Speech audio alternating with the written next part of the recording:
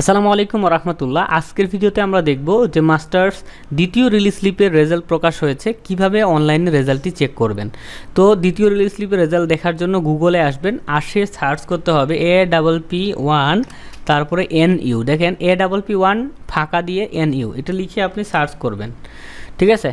Search করার পর প্রথম যে ওয়েবসাইটটা আসে এখানে ক্লিক করতে হবে। তো ওই ওয়েবসাইটটা তখন ওপেন হয়ে গেল। হওয়ার পর এই যে মাস্টার্সের এখানে আসবেন, আসার পর এই যে দেখতে পাচ্ছেন যেইখানে মাস্টার্স এই যে দেখেন রেগুলার লেখা থাকবে, মাস্টার্স রেগুলার যেখানে লেখা থাকবে তার 3 নম্বরে অ্যাপ্লিকেন্ট লগইন ক্লিক হেয়ার, এই ক্লিক হেয়ারে ক্লিক করবেন। ক্লিক করার পর আপনার অ্যাপ্লিকেশন রোল নাম্বার এবং পিন নাম্বারটা এখানে বসাবেন। তো আপনারা যেহেতু মাস্টার্স দ্বিতীয় রিলিজ স্লিপ পর্যন্ত চলে আসছেন, মানে আপনারা application roll number pin number কই থাকে এগুলো সব জানেন, ওকে।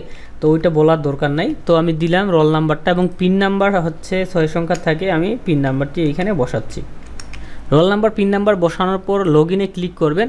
লগইনে ক্লিক করার সঙ্গে সঙ্গে দেখতে পাচ্ছেন আমাদের ইন্টারফেসটা এরকম আসছে।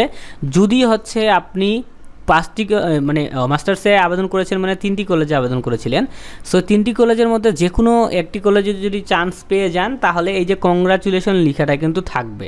সো দেখতে পাচ্ছেন আমাদেরকে কংগ্রাচুলেশন জানাইছে এবং কি বলছে, ইউ আর অ্যাসাইন্ড ইসলামিক ইতিহাস অ্যান্ড মানে দেখেন ইসলামিক হিস্ট্রি অ্যান্ড কালচার 1651, ঠিক আছে।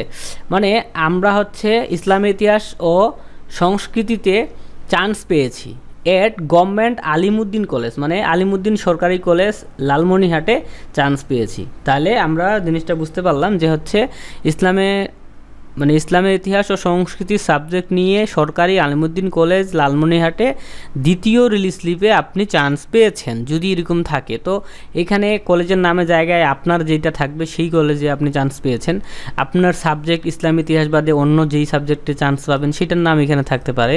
তো যাই হোক, এরকম আসলে বুঝতে হবে যে আপনি চান্স পেয়ে গেছেন, ঠিক আছে। তো এইটাই ছিল ভিডিও। অবশ্যই এই ভিডিওতে একটা লাইক করতে ভুলবেন না। আল্লাহ হাফেজ।